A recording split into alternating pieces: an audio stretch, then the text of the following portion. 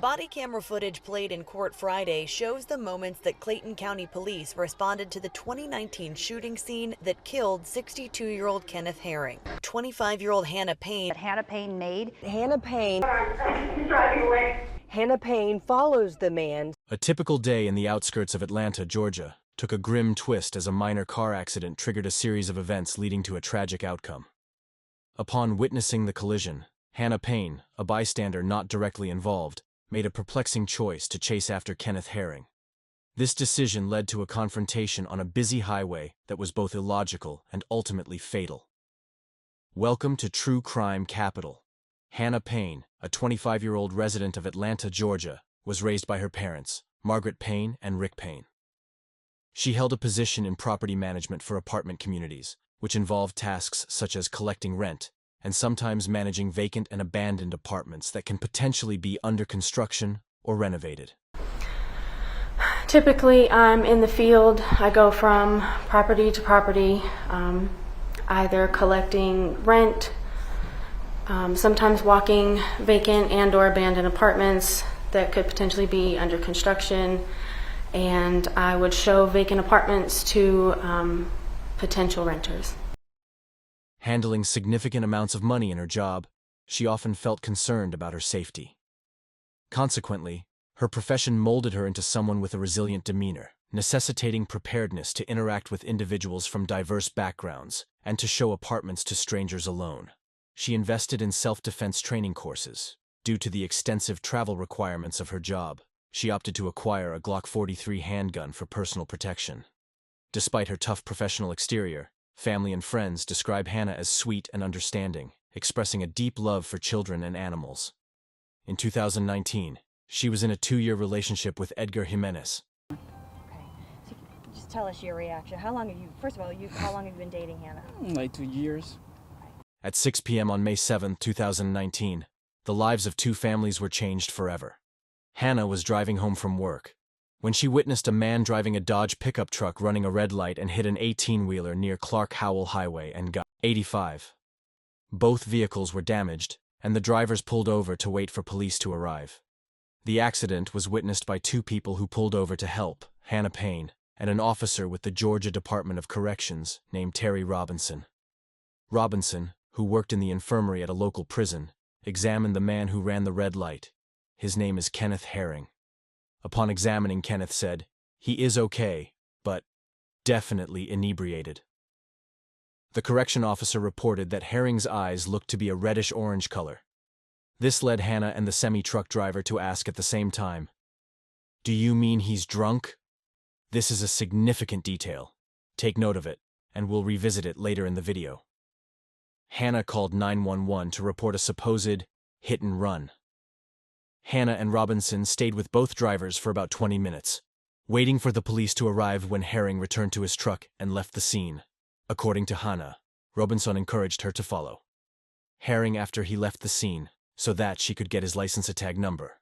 Hannah would call 911 again to inform them that the Dodge pickup truck driver is leaving the scene and that she is following him to get his license tag number. The 911 operator that Payne called told her not to follow Herring after he left the scene of the crash. The guy that caused the accident, who ran the red light, is drunk, and he's gotten back in his car, and he's looking like he's trying to drive away. Okay, can you get his tag number? Hold on, he's driving away. So you couldn't get a tag number?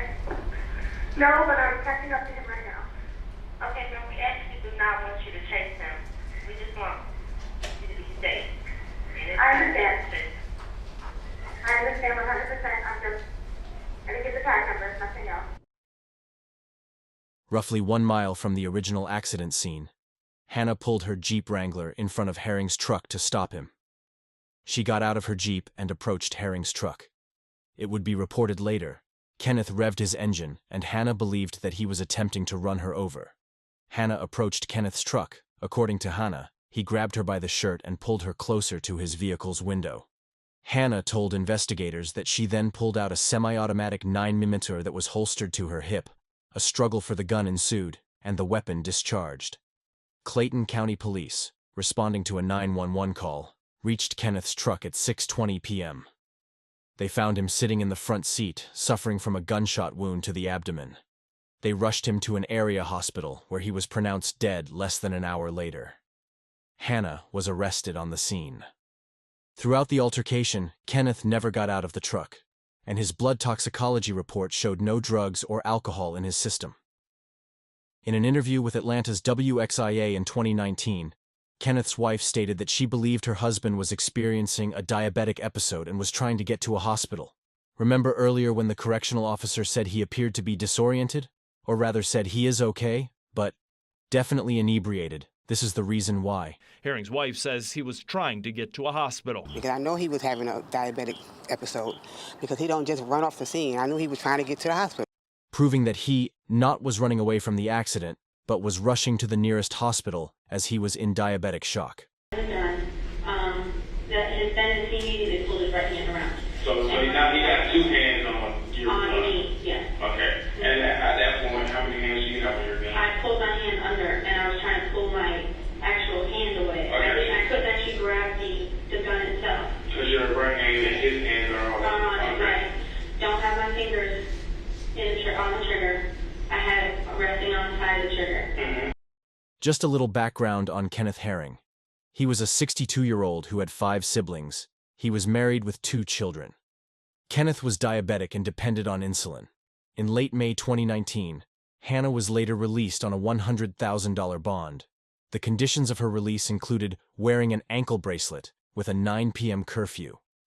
By mid-June 2019, she faced 8 charges, including 2 counts of felony murder, 1 count of malice murder, 1 count of aggravated assault, 1 count of false imprisonment, and 3 counts of possession of a firearm during the commission of a felony.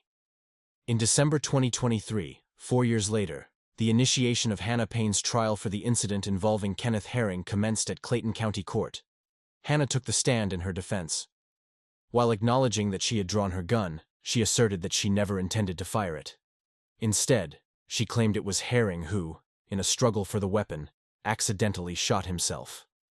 Hannah explained that she realized nobody at the scene had information about Kenneth's identity or license plate number. Despite being cautioned over 4 times by a 911 dispatcher not to do so, she decided to pursue Kenneth in her Jeep.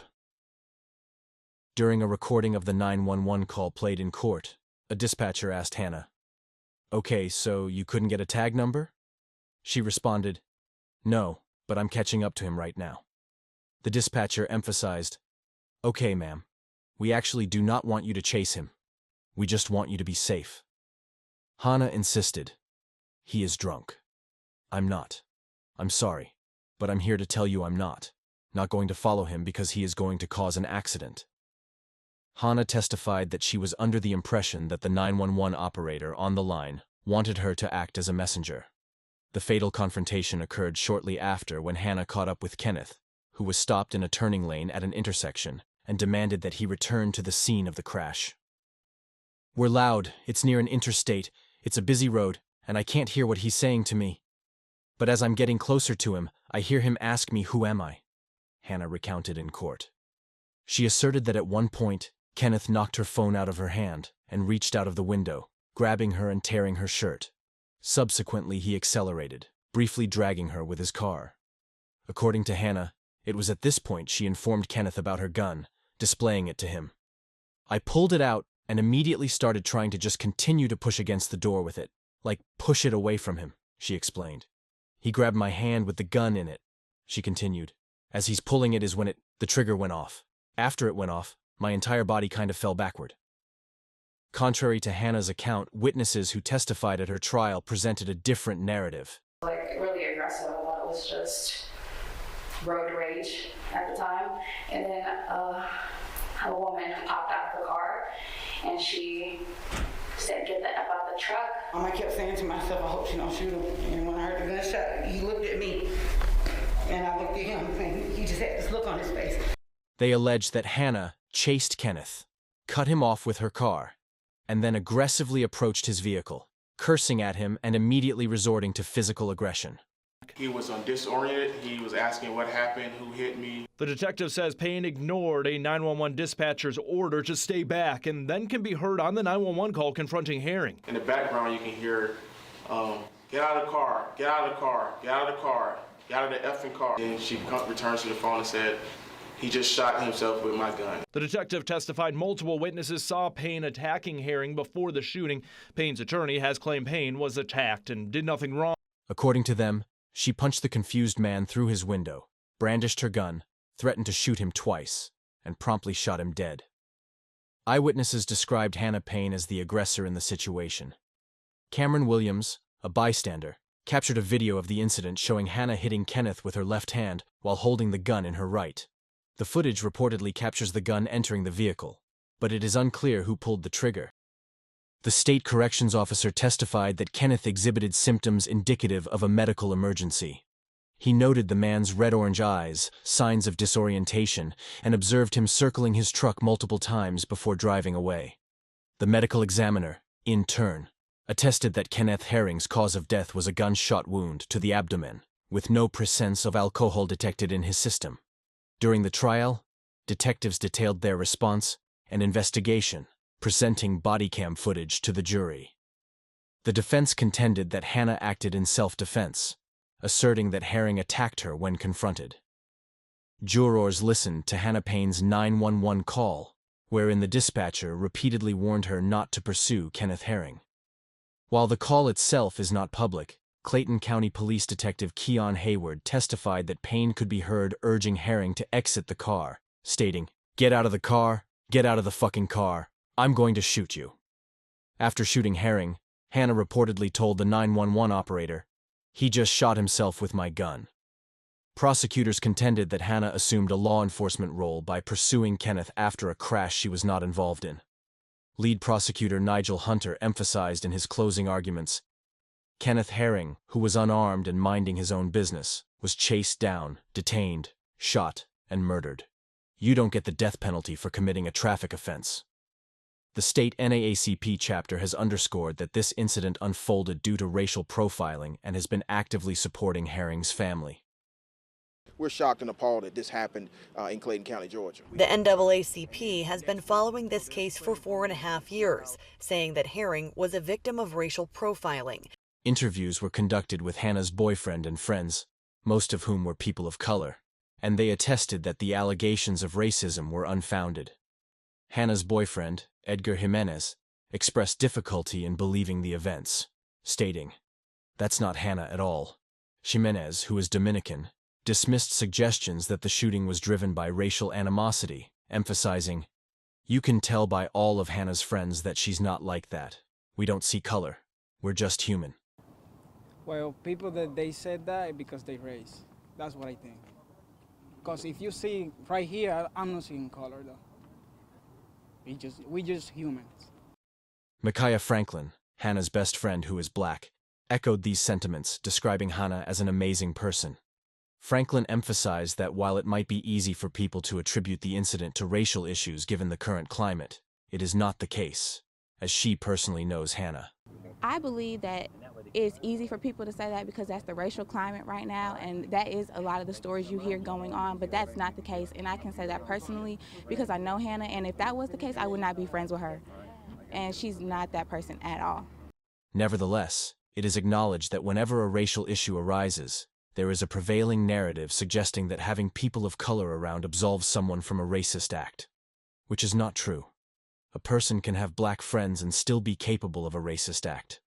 It only took the jury 2 hours to reach a verdict, finding her guilty of felony murder, malice murder, aggravated assault, false imprisonment, and 3 charges of weapons possession during a crime. With regard to count 1 as to the offense of malice murder, we, the jury, find the defendant guilty. With regard to count 2, as to the offense of felony murder, we, the jury, find the defendant guilty. With regard to count 3, as to the offense of aggravated assault, we, the jury, find the defendant guilty. With regard to count 4, as the offense of felony murder, we, the jury, find the defendant guilty. With regard to count 5, as the offense of false imprisonment, we, the jury, find the defendant guilty.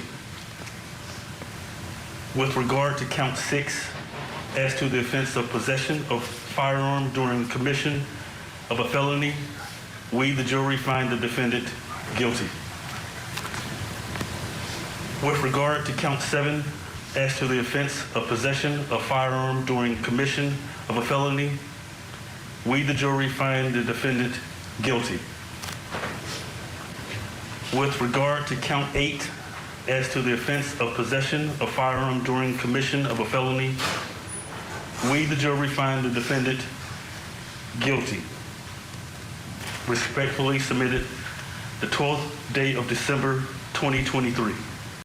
Rihanna Novotny, a friend of the Paynes, spoke in defense of Hannah, sharing the emotional struggles she has faced, especially while dealing with cancer in her family. For Mr. Herring's family, I would like for you to know that her heart has broken 1,000,000 times. And despite anything that anyone has alleged or told you, please know that from the depths of her heart and soul, she would have never wanted harm to come to your loved one, Ms. Novotny said. Show mercy and understanding of who the real Hannah Payne is when determining her sentence, she added. We ask the court to look into her heart and realize she is a human worth saving. Vicky Lynn Herring, Kenneth's youngest sister, emotionally expressed the profound impact of her brother's loss.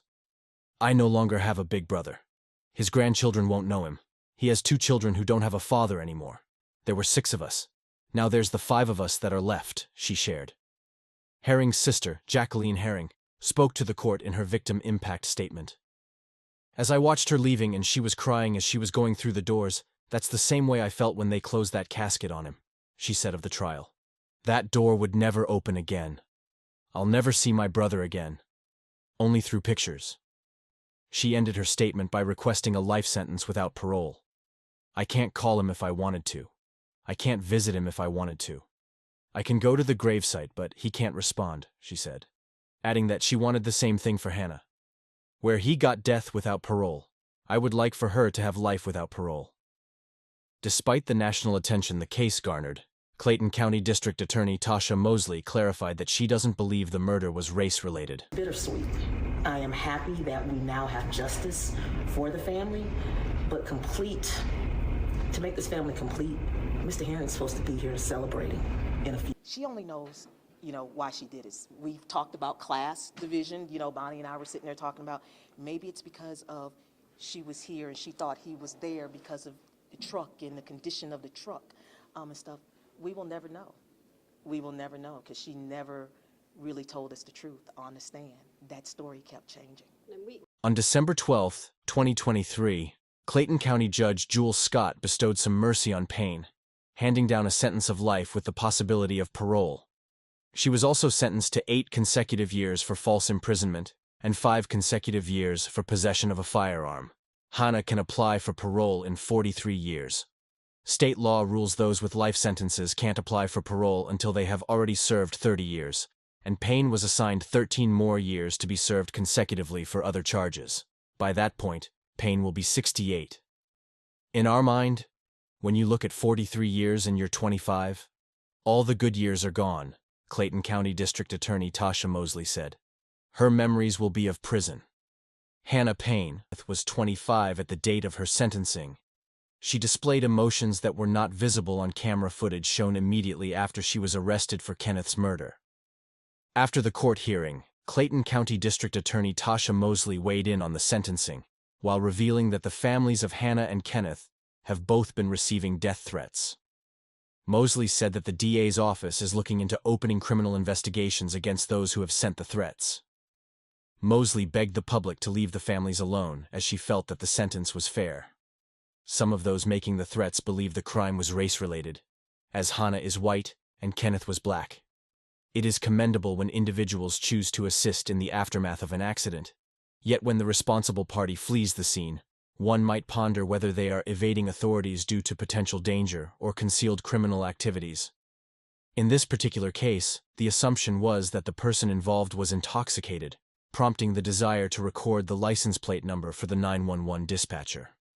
However, the decision to exit the vehicle and engage with an unknown individual raises concerns about safety. Despite the intent to only obtain the license plate number, the choice to approach someone without knowledge of their potential danger seems questionable. Even with the presence of a gun, assuming a level of protection defies logic, as the assailant's armament status remains unknown. The situation escalated further when Hannah, according to witnesses, physically confronted Kenneth and, in response, she brandished a gun. The court agrees that she fired the weapon, leading to tragic consequences. The entire sequence of events appears to be a recipe for disaster. Despite being 21 years old at the time of the incident, numerous opportunities existed for Hannah to choose de-escalation. The dispatcher advised her not to pursue Kenneth up to 4 times. The aggressive pursuit raised concerns about the role of race, exhibiting a lack of fear, entitlement, and a patronizing demeanor, marked by disrespectful language. This conduct makes one question if the youngsters of today may be lacking fundamental values. A 21-year-old resorting to cursing and wielding a gun against a 62-year-old man, old enough to be her father, with an attitude implying superiority, exemplifies the dangers of taking the law into one's own hands. What is particularly distressing is that the man endured this intrusion and disrespect while experiencing a medical emergency. He lost his life amid a diabetic shock, enduring pain and suffering. The impact on his family, knowing his final moments were marked by such circumstances, is unimaginable. This case serves as a stark illustration of the potential consequences when individuals decide to bypass legal channels. Comment down below that her being 21 at time of the incident would have meant that she did not make the most mature decision. Do you also believe that she thought he was just a drunk driver running away from a scene? And what about racial connotations? Does it mean that if someone has black friends, they are not capable of committing a racist act? And lastly, what do you think of the leniency of being given the option of parole? I am looking forward to your opinions in the comment section. If you found value in this video, please consider liking and subscribing to the channel. Until next week, stay safe out there.